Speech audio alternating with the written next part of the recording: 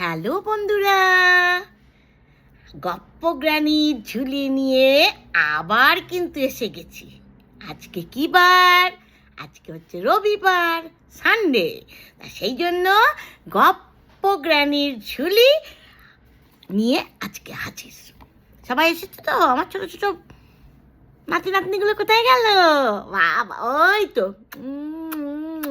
ভালো হচ্ছে তো? সবাই ভালো ছিল তো? আচ্ছা, আজকে একটা মজার গপ্প বলবো, ঠিক আছে? আজকে সুকুমার রায়ের একটা ছোট্ট গল্প বলবো। আশা করি তোমাদের খুব ভালো লাগবে শুনতে। হ্যাঁ, গল্পের নাম হচ্ছে পাজি পিটার। শহরের এক কোণে মাঠের ধারে একটা পুরনো বাড়িতে একটা ছেলে থাকতো। তার নামটা কি ছিল?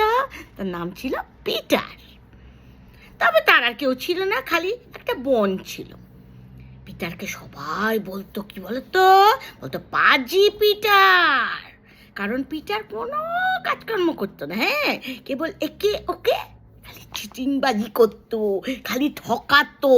হ্যাঁ, পিটার একদিন ভাবলো, অনেক লোক ঠকিয়েছি, এইবার রাজা মশাইকে ঠকানো যাক। এই ভেবে সে রাজবাড়িতে গেল রাজামশাইয়ের সঙ্গে দেখা করতে। রাজামশাই, রাজা বললেন, তুমি কে হে? মতলবটা কি? পিটার তখন বলে, আগে রাজামশাই, আমার নাম হচ্ছে পিটার। হ্যাঁ, আমি ঠকাবার জন্য লোক খুঁজছি। রাজা বললে, ও আচ্ছা আচ্ছা, তাই বুঝি? তা লোক খোঁজবার দরকার কি? হ্যাঁ, আমাকে একবার ঠকিয়ে দেখাও তো, তবে বুঝবো তোমার বুদ্ধি। পিটার এবার মাথা চুলকি করে বলে, তাই তো মশাই, আপনাকে যে ঠকাবো, তা আমার সব সরঞ্জাম তো বাড়িতে ফেলে এসেছি। রাজা বললেন, বেশ তো, তোমার সরঞ্জাম নিয়ে এসে আমাকে ঠকানোর জন্য। পিটার তাই শুনে ভয়ানকভাবে হঠাৎ খোঁড়াতে শুরু করেছে। খোঁড়াচ্ছে। তখন রাজামশাই বলে, কি হয়েছে, খোঁড়াচ্ছ কেন?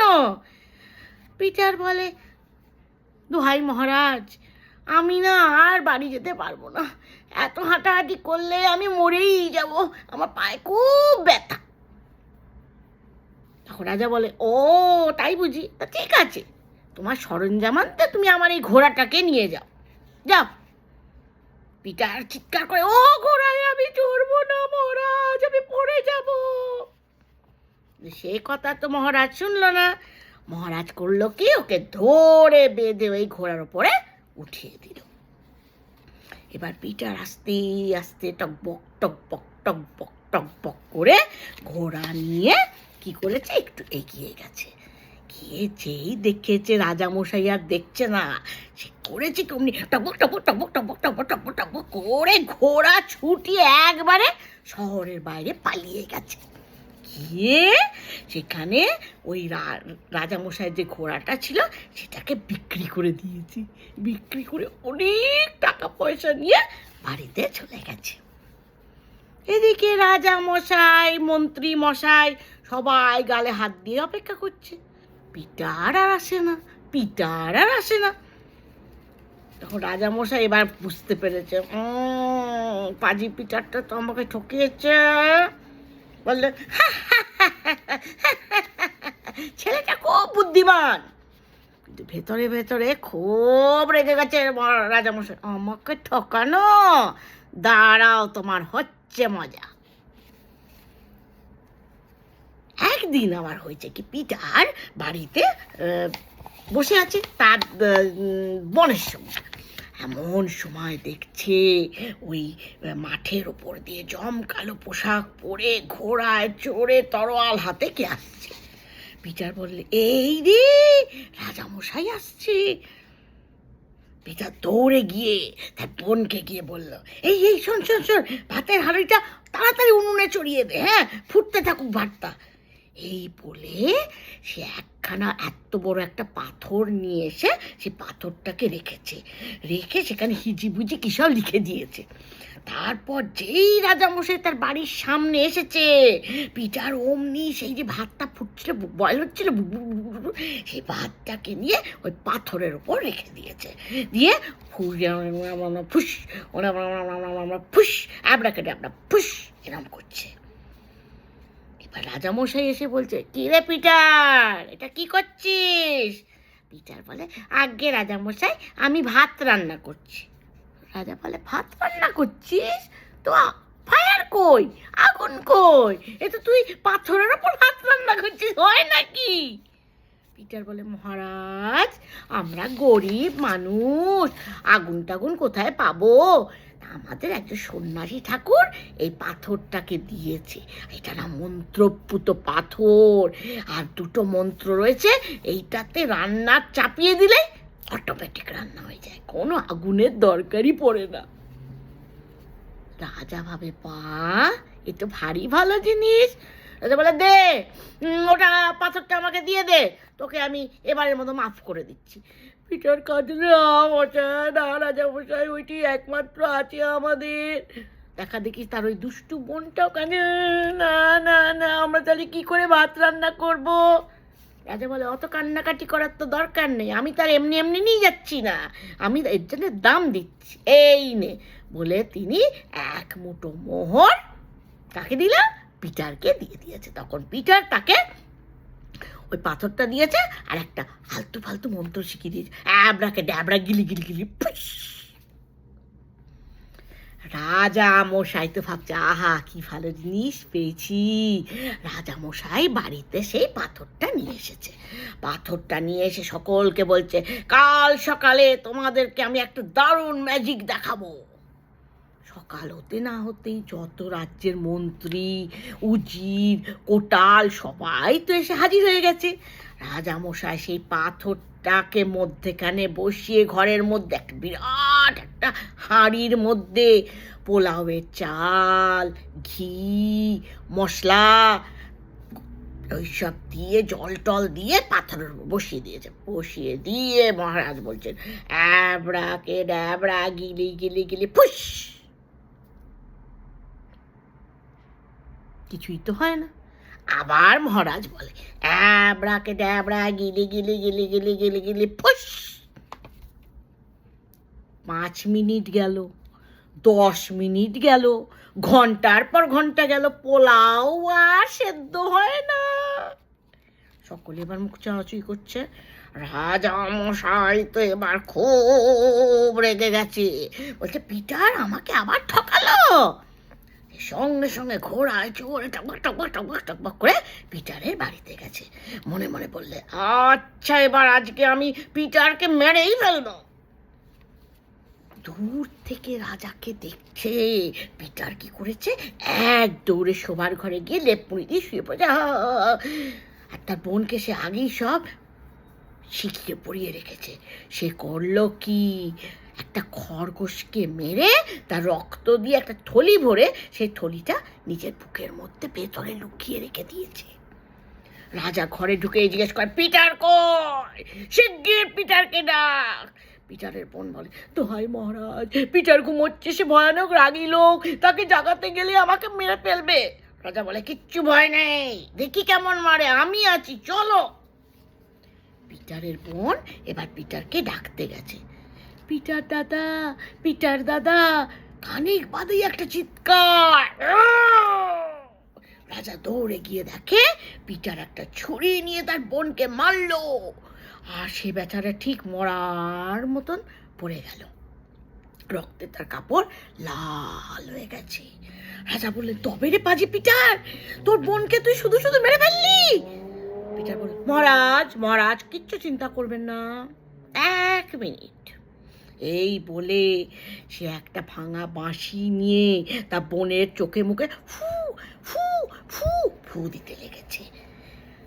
1 মিনিটের মধ্যে মেয়েটা চোখ মেলে বড় বড় দীর্ঘশ্বাস করে আহ আহ করে উঠে পড়েছে। পিটার বললে, রাজা তো অবাক, এ কি, মরা মানুষকে জ্যান্ত করে দিচ্ছি। রাজা বললেন, এই শোন পিটার, আবার মাফ করে দেব, কিন্তু ওই বাঁশিটা আমাকে তোকে দিতে হবে। পিটার বলে, না মহারাজ, ওটা দিলে আমি কেমন করে চলবে? দেখা দেখি বোনটাও বলছে, এবার আমি মারা গেলে তো আর বাঁচতে পারবো না মহারাজ, আপনি নেবেন না ওটা, নেবেন না ওটা। রাজা বলল, তুই পিটারের রাগ দেখেছিস, তুই আমার রাগ দেখিসনি। তোদের যে মেরে ফেলেনি এটাই তোদের ভাগ্য ভালো। এই নে। আরো এক মুঠো মোহর দিয়ে মহারাজ ওই সিংহেটা বাঁশিটা নিয়ে নিয়েছে। রাজা বাড়ি ফিরতে পারতে ভাবলো, এবার যার উপর রাগ করবো তাকে তলোয়ারে এক কোপে মেরে ফেলবো, তারপরে দেখা যাক কি করা যায়। তারপর তো বাঁশিটা ফু করবো, সে জানতে হয়ে যাবে আমার একটা ম্যাজিক। বাড়ি ফিরে মহারাজ দেখে সেই লোকেরা তখনও গালে হাত দিয়ে পোলাও হওয়ার আশায় বসে রয়েছে। মন্ত্রী বলে, মহারাজ মহারাজ, আপনি তো এইটাতে হেরে গেলেন, আপনি তো ঠকে গেলেন, তাই বলুন আমি একটু খাবারের বন্দোবস্ত করি। রাজা তো খেপে গেছে, কি যত বড় মুখ নয় তত বড় কথা, আমি ঠকে গেছি, আমি একরকম বন্দোবস্ত করবে আর তুমি অন্যরকম, বলেই মন্ত্রীর মাথা ঘ্যাচাং ফু করে কেটে দিয়েছে। উজির কোটাল সব, কি মহারাজ, আপনি মন্ত্রীকে মেরে ফেললেন। রাজা বলল, ভয় নেই ভয় নেই ভয় নেই ভয় নেই, এবারও একটা ম্যাজিক আছে, হ্যাঁ এক্ষুনি আরেকটা ম্যাজিক দেখাচ্ছি, দেখো। বলে সে গিয়ে বাঁশিটা নিয়ে ওই মন্ত্রীর মুখের কাছে পু পু পু, কিন্তু ফু দিলে কি হবে, মরা মানুষ কি আর বাঁচে? তখন পু পু করেও যখন কিছু হলো না, তখন রাজা আবার রেগে গেছে, বলেছে, যা এবার পাজি পিটারকে ধরে নিয়ে আয়। এবার পাজি পিটারকে পেয়াদা গিয়ে ধরে নিয়ে এসেছে একটা মজবুত বাক্সের মধ্যে। এবার বলেছে, পাজি পিটারকে ওর মধ্যে ঢুকিয়ে দে। ঢুকিয়ে একটা মোটা দড়ি দিয়ে ওই বাক্সটাকে বেঁধে দিয়েছে। রাজা বলেছে, এবার পাজি পিটার, এবার শাস্তি তোর শোন, এই বাক্সে ভরে 3 দিন 3 রাত্রি তোকে এই পাহাড়ের উপরে আমরা রেখে দেব, কোনো খাবার পাবি না, কোনো জল পাবি না। তারপর যখন রোদে পুড়ে ঠান্ডায় ভিজে বুটুষ্টুমির কথা ভাববি, তারপর তোকে ওই পাহাড় থেকে একেবারে সমুদ্রে ফেলে দেব। পিটার বলে, আহা আহা, মহারাজের কি দয়ার শরীর। পাহাড়ের মাথায় পিটারকে ওই বাক্সের মধ্যে বন্দি করে রাজা তো চলে গেছে। পিটার মনে মনে ভাবছে, এখন কি উপায়? তবে মুখে সে ওই বাক্সের ভেতর থেকে চিৎকার করছে, দিন দানা দিই দেই, স্বর্গে যাবার রাস্তা এই, দিন দিনা দিন দেই, স্বর্গে যাবার রাস্তা এই। এমনি করে তো 2 দিন গেল। 3 দিনের দিন একটা বুড়ো সওদাগর ওখান দিয়ে যাচ্ছিল। সে বেচারা তীর্থ করতে বেরিয়েছে, পিটারের গান শুনে এসছে কাছে, বাক্সটা খুলছে। সওদাগর বলল, তুমি কে ভাই? দাই দিনা তাক দিনা দিন দিন, স্বর্গে যাবার রাস্তা এই এসব বলছো? আমি তো স্বর্গে যেতে চাই ভাই, আমাকে একটু হেল্প করো। পিটার বলে, আরে চুপ, কাউকে বলো না, এটা তো স্বর্গে যাওয়ার, হেভেনে যাওয়ার শর্টকাট। সদাগর বলে, ভাই তুমি একা যাবে কেন, আমাকে একটু নিয়ে চলো, আমিও একটু হেভেনে যাই। পিটার বলে,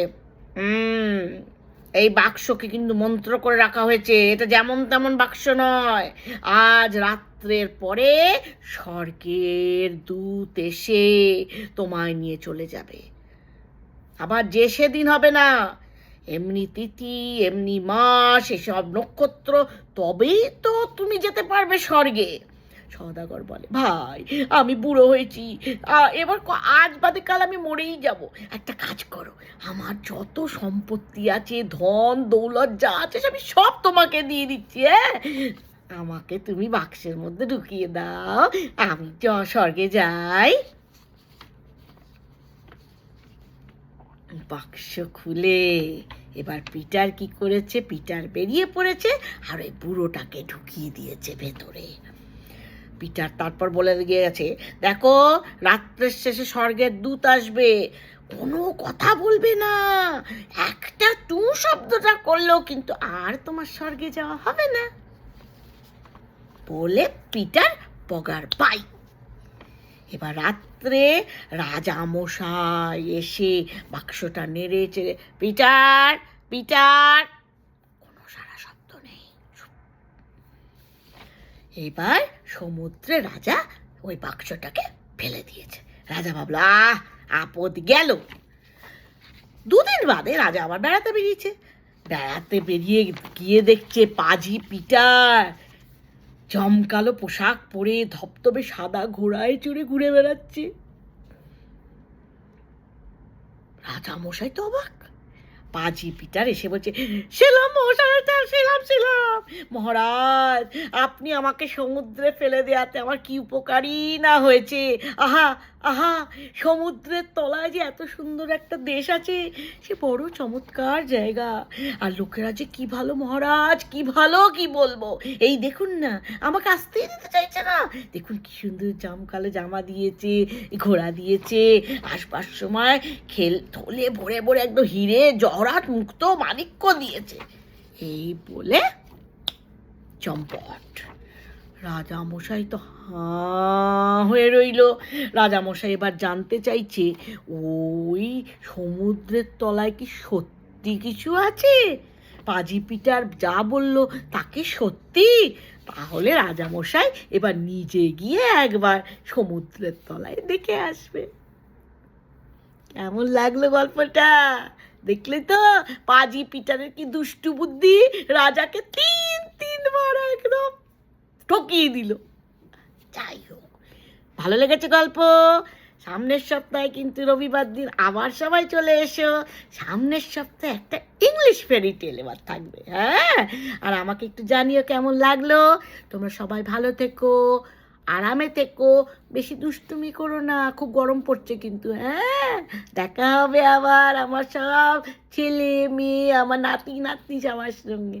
আসি তাহলে, টাটা, বাই বাই।